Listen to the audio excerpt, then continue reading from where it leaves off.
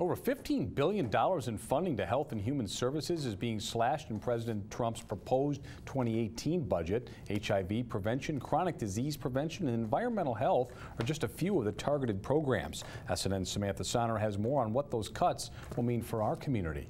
Florida leads the U.S. in new cases of HIV, and those most in need use government programs to get treatment. We are seeing about 300 of those individuals that access the Ryan White Care Act for services. But the safety net of the Ryan White Care Act could see $59 million in cuts, with hits specifically to AIDS education, training, and special programs.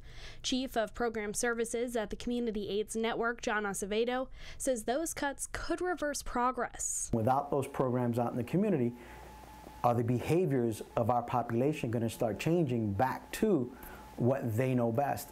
And that's to put themselves at risk without any measures to protecting themselves. Cuts to programs like the Ryan White Care Act come on top of efforts to repeal and replace the Affordable Care Act. We're going to see individuals that are going to be falling out of care, HIV care, as well as others that are within our community that don't have access to quality health care that are going to be put at risk and also require HIV, but then we don't have the resources to care for them. And it's not just physical health programs being cut.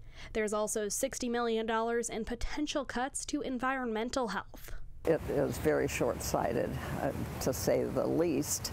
Manatee Sarasota Sierra Club Chair Jerry Swarmstedt says protecting the environment means protecting people. You know, if you have bad air quality, you're going to have an increase in respiratory illnesses and everything. And when you cut treatment, people can't survive these things. But the cuts aren't set in stone yet. The budget still has to go through the House and Senate, where changes are expected. And that's what we have to do right now, is depend on our Congress to do the right thing. Reporting in Sarasota, I'm Samantha Sonner, SNN, the Suncoast News Network. And we'll have more on President Trump's budget coming up later on SNN. Water use restrictions increase for Manatee County as the drought continues. Manatee, along with 15 other counties in the state, must reduce water usage during what officials call the driest season in the past 103 years. The increased restrictions came from the Southwest Florida Water Management District's governing board Tuesday. The Phase 3 restrictions will be in effect from June 5th until August 1st. The city of Bradenton will also adopt the restrictions. There's an 11-inch rainfall deficit since the dry season started in October.